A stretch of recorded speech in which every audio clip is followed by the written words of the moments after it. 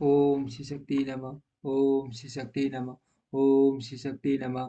भगवान शिव का गंगावतरण तीर्थ में तपस्या के लिए आना, हिमवान द्वारा उनका स्वागत, पूजन और स्तवन तथा भगवान शिव की आज्ञा के अनुसार उनका उस स्थान पर दूसरों को न जाने देने की व्यवस्था करना। ब्रह्मा जी कहते हैं, नारद, हिमवान हिमवान की पुत्री लोक पूजित शक्ति स्वरूपा पार्वती हिमालय के घर में रहकर बढ़ने लगी। जब उनकी अवस्था 8 वर्ष की हो गई, तब सती के विरह से कातर हुए शंभु को उनके जन्म का समाचार मिला। नारद उस अद्भुत बालिका बालिका पार्वती को हृदय में रखकर वे मन ही मन बड़े आनंद का अनुभव करने लगे।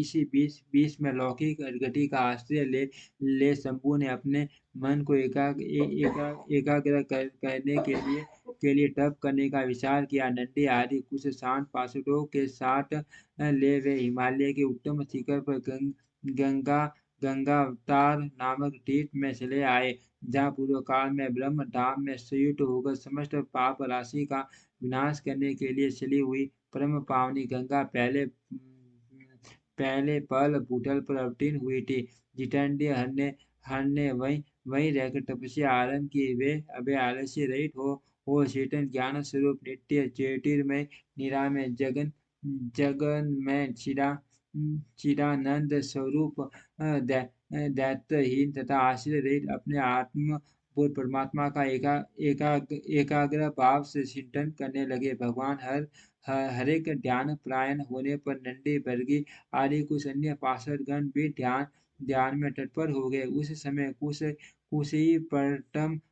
गण परमात्मा शंभु की सेवा करते थे। वे सब के सब मौन रहते और एक शब्द भी नहीं बोलते थे। कुछ द्वारपाल हो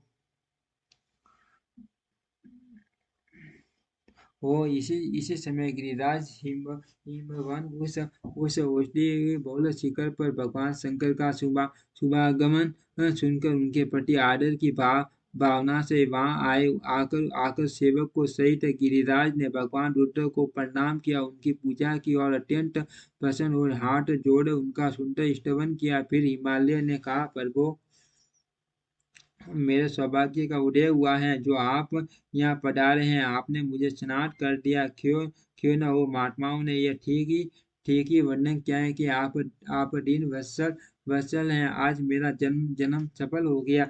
आज मेरा जीवन सफल हुआ और आज मेरा सब कुछ सफल हो गया, क्योंकि आपने यहाँ पदार्पण करने का कष्ट उठाया है। महेश्वर, आप मुझे अपना दास समझकर शांत भाव से मुझे सेवा के लिए आज्ञा दीजिए। मैं बड़ी प्रसन्नता से अन्नसित होकर आपकी सेवा करूंगा। वर्मा जी कहते हैं, नारद गिरिराज का यह वचन सुनकर महेश्वर किंचित आंखें खोली और सेवकों सहित हिमवान को देखा। सेवकों सहित गिरिराज को उपस्थित देख ध्यान योग से स्थित हुए जगदीश्वर वत्सल ध्वज ने मुस्कुराते हुए से कहा, महेश्वर बोले, क्या राज, मैं तुम्हारे शिखर पर एकांत में तपस्या करने के लिए आया हूँ। तुम ऐसा प्रबंध करो जिससे कोई भी मेरे निकट न आ सके। तुम महात्मा हो, तपस्या के धाम हो तथा मुनियों और देवताओं, राक्षसों और अन्य महात्माओं को भी सदा आश्रय देने वाले दिव्य आदि का तुम्हारे ऊपर सदा ही निवास रहता है। तुम गंगा से अभिषिक्त होकर सदा के लिए पवित्र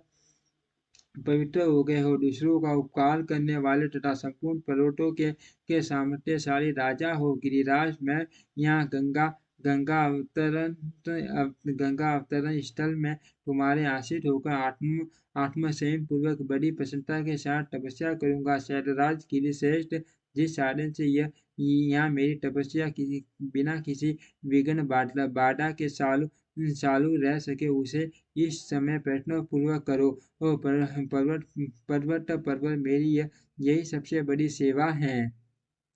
तुम अपने घर जाओ और मैंने जो कुछ कहा है उसका उत्तम पेटी से प्रयत्न पूर्वक प्रबंध करो। परमा जी कहते हैं, नारद ऐसा कहकर सृष्टिकर्ता जगदीश्वर भगवान शंभु चुप हो गए। उस समय गिरिराज ने शंभु से प्रेम पूर्वक यह बात कही, जगन्नाथ परमेश्वर, आज मैंने अपने प्रदेश में स्थित हुए आपका स्वागत पूर्वक पूजन किया है।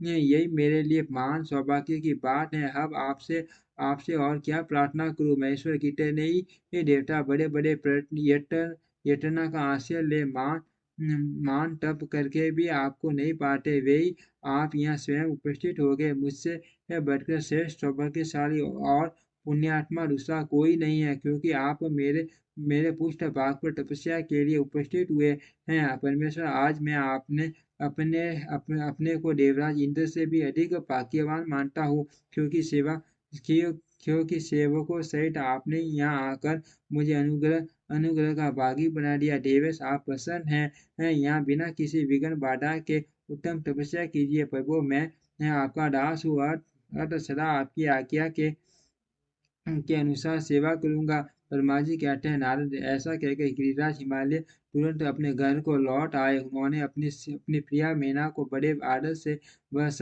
सारा वृतांत कह सुनाया। तत्पश्चात शैलराज ने साथ जाने वाले परिजनों तथा समस्त सेवक गणों को बुलाकर उन्हें ठीक ठीक समझाया। हिमालय बोले, आज से कोई भी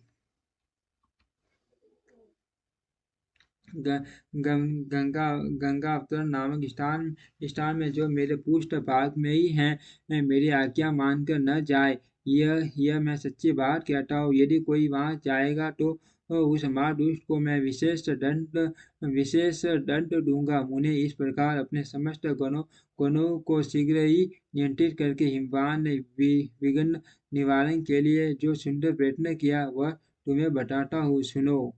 ओम श्री शक्ति नमः। ओम श्री शक्ति नमः। ओम श्री शक्ति नमः। ओम श्री शक्ति नमः।